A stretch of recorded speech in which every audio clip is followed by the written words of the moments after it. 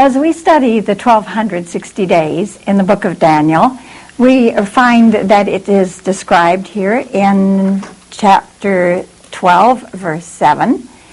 And Jesus is speaking.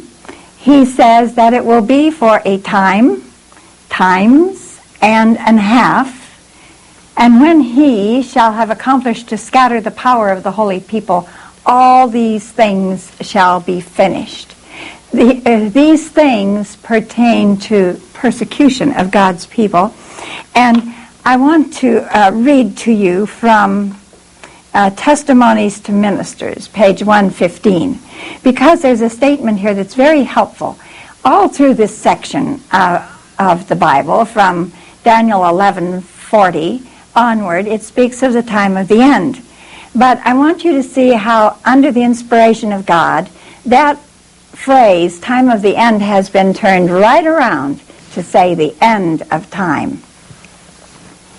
Twice Daniel inquired, how long shall it be to the end of time?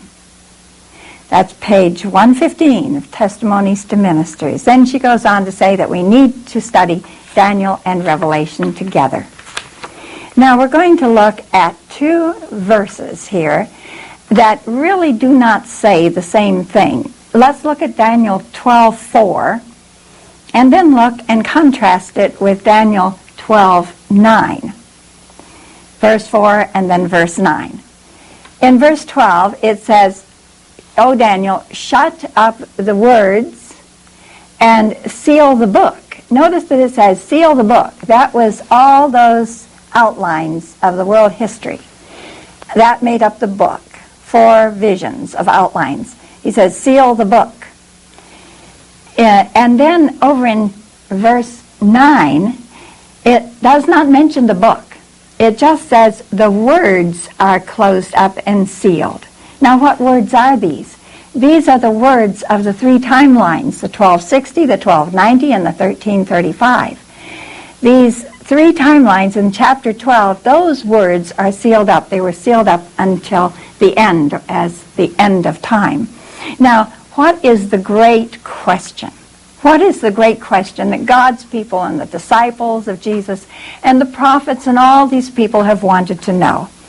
Well, in Daniel 12:6, it says, how long shall it be to the end of these wonders? And then in Matthew 24, it said, tell us, when shall these things be? And what shall be the sign of thy coming and of the end of the world? Now, God's people have wanted to know, when is the end of the world? When is it coming? And what did Jesus do when he answered the disciples? Matthew 24:15, he simply referred them over to the book of Daniel. So if you want to know about the sign of the coming of Jesus and the end of the world, you need to go right back to the book of Daniel again. And these 3 timelines give us the answers of how long it shall be. How long to the end of these wonders? That how long question is interesting because, you know, if my husband says to me, how long is it until dinner? He really wants an exact answer. I don't think he'd be too happy if I said, well, sometime. Or if he asked me, about dinner time, if I said, well, I'm not sure, but maybe between 3 or 4 o'clock, sometime then, he would really like to know by the clock when to stop his work and when to come in. And so we look at this question that is here in Daniel 12:6. How long shall it be to the end of these wonders? And Jesus comes out and he gives us a specific amount of time. He says 1260, 1290, 1335. You count it out and you'll know when it comes to the end of the great events that foreshadow the coming of Jesus, the event itself.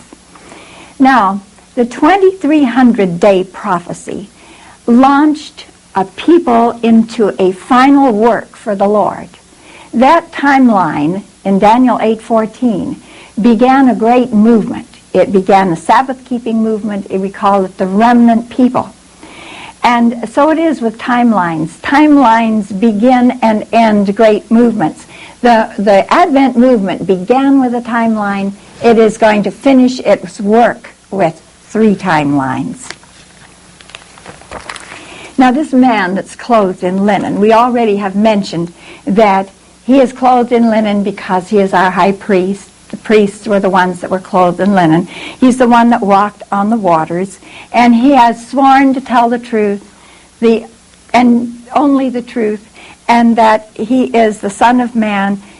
He's put up both hands, the right hand and the left hand, to show us that he is swearing by the God of heaven, that the one who lives forever, that he is giving us the exact amount of time until the end. God's people will walk in the light of prophecy all the way. They will walk from the first sign that begins the 1335 days.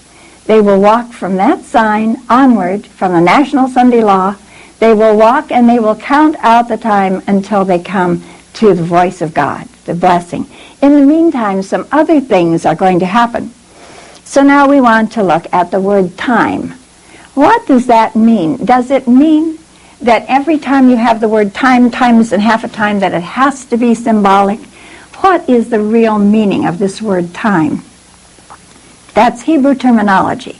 And you have to go back to find when that year, we say that the time, and if you look in your index or in Strong's Analytical Concordance or some of the other authorities or in your margin, you'll probably see that it mentions that a time represents a year. But we always say that it's a year of 360 days. Why do we do that? Well, we have to go back to Genesis 7:11. And there it gives us some information as to how time was counted before Noah's flood. It says in that verse 11, in the 600th year of Noah's life, in the 2nd month, notice the 2nd month, and the 17th day of the month, the same day were all the fountains of the deep broken up